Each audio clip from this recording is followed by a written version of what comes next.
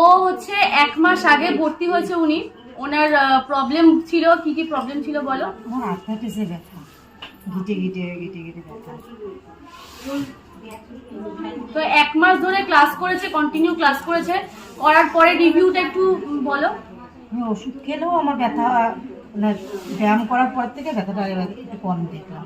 মানে আমি গিটে মানে ফুলে যায় শুধু। এবার এখনো আমি ফুলিনি। হাতগুলো একটু দেখো, ক্লোজ আসো।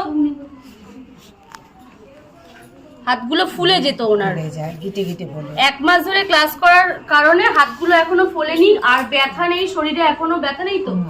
আচ্ছা, আগে যখন উনি মানে ক্লাস যোগা ছাড়া যখন থাকতো, উনি মেডিসিন চলতো ওনার, কিন্তু তবুও ব্যথা ছিল, ব্যথা হতো। কিন্তু এখন যোগা করছে প্লাস মেডিসিনও ওনার চলছে এখন অবধি।